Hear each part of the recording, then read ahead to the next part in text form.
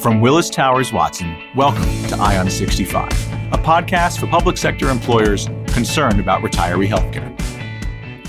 Welcome to ION 65, a podcast for public employers focused on retiree healthcare, Episode 8.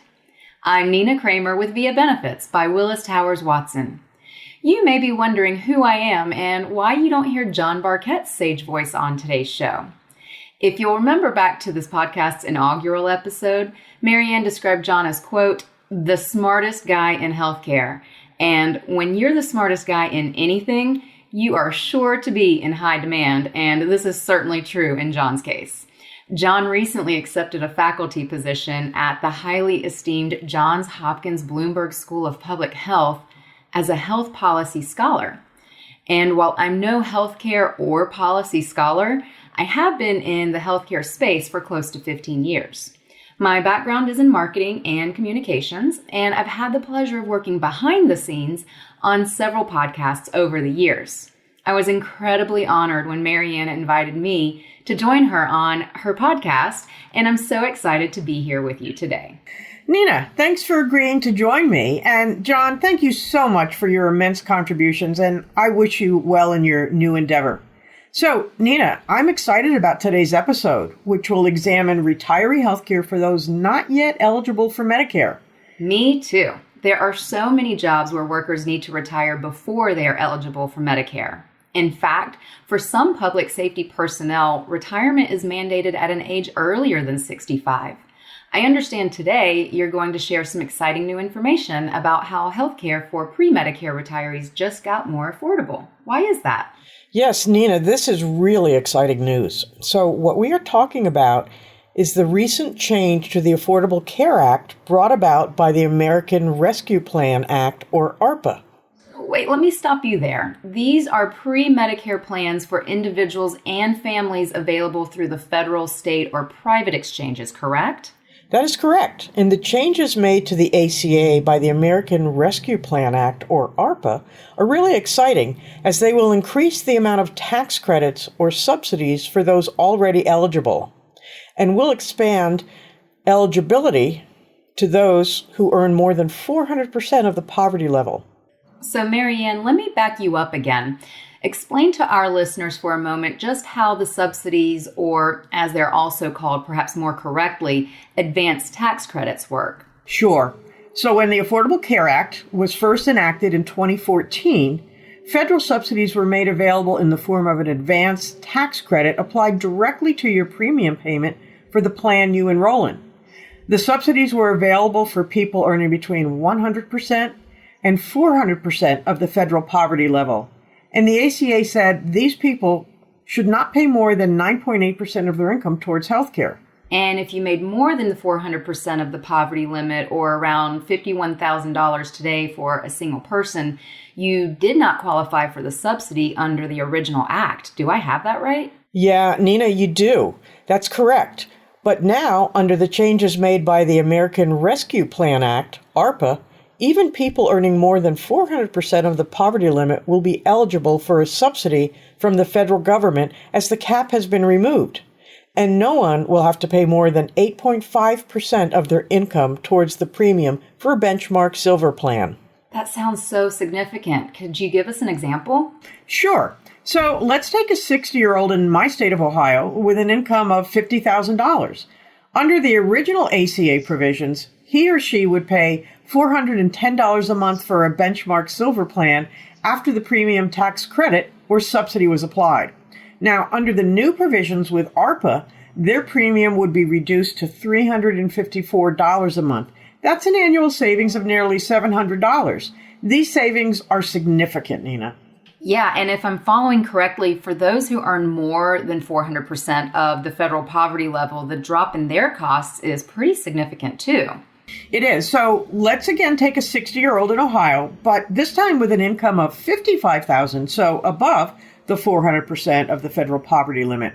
Under the original Affordable Care Act provisions, he or she would pay $802 a month for the benchmark silver plan and would not be eligible for any subsidy.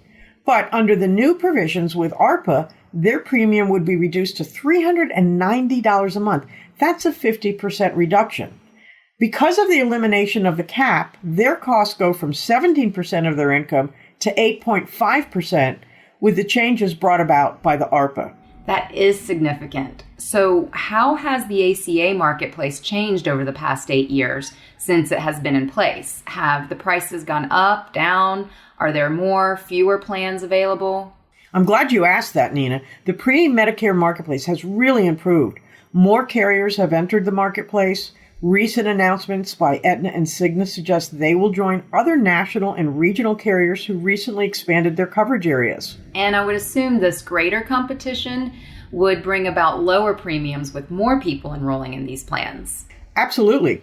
The Congressional Budget Office estimates that the enhanced subsidies will lead to 1.7 million more Americans enrolling in subsidized individual market coverage in 2022. That represents about a 15% increase over the size of the market today. And these new enrollees are likely to be healthier than the current enrollees, since many of the currently uninsured didn't enroll in a plan because they were in good health and they thought, hey, I could take this risk. So once they start enrolling, we have healthier enrollees in there. If they stay in the market, that would also lead to lower premiums in these exchanges. And so, as I understand it, this is on top of some relatively small premium increases in these plans for the past couple of years. Yeah, that's right, Nina. For the second year in a row, we've seen premiums in the pre-Medicare exchanges increase by less than 1% nationally. And I might add, we have seen more providers offering services on these exchanges and more hospitals as well.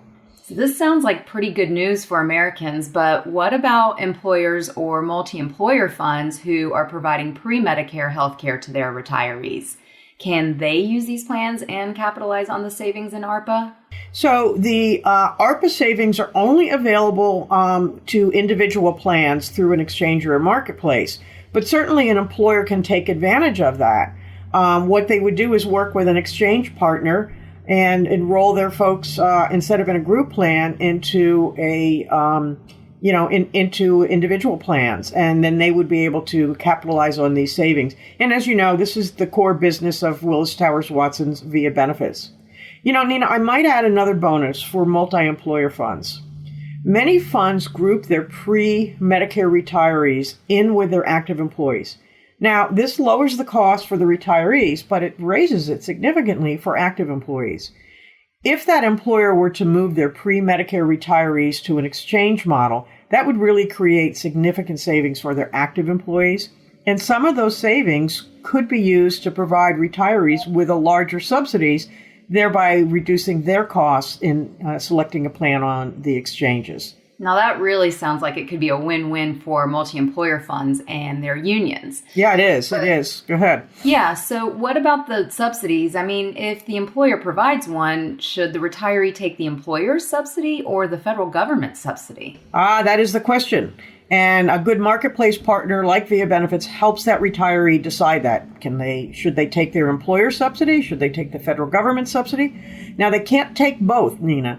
So which one do they take? And it's a simple answer. They just take the subsidy that's the higher dollar amount for them.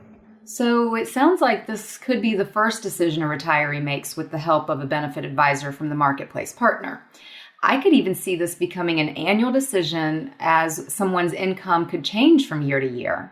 Exactly. It is an exercise that people need to go through each year. And there's no penalty to go from one to the other. If you take your employer's 1 year and then suddenly you stopped working at a part-time job and now you have lower income, your federal subsidy might be might be higher for you, and you would take that. So you could switch back and forth. Okay. Now, am I understanding this correctly? If an employer or plan sponsor wants to take advantage of this pre-Medicare marketplace model, they would end their group pre-65 plan and move their retirees to the ACA exchanges run by a marketplace partner like Via Benefits, yeah? Exactly. And as I mentioned earlier, the only way a plan sponsor can capture these savings is to do just that. And for me and my mission to save retiree healthcare for American workers, I'm excited about anything that can reduce the cost of this important benefit because it means the benefit will last. Thank you so much, Marianne. This information has been really eye-opening. The fact that this new law will lower premiums for most people who currently have a marketplace plan and expand access to subsidies to more people is sure to help more Americans be healthier, not only physically, but fiscally as well. I love learning new things, and I truly look forward to learning more in future episodes with you, Marianne. Well, thank you, Nina, for joining me. I certainly appreciated our discussion today, and see you all next time on Ion 65. Thank you for listening to Ion 65 by Willis Towers Watson, a leading global advisory, broking, and solutions company serving thousands of employers worldwide. For more information on Willis Towers Watson solutions to manage employee risk, optimize benefits, cultivate talent, and expand the power of capital, visit us at willistowerswatson.com. You can find more episodes of Ion 65 on iTunes. Share with your colleagues with hashtag Ion65. That's EYEON 65. Join us next time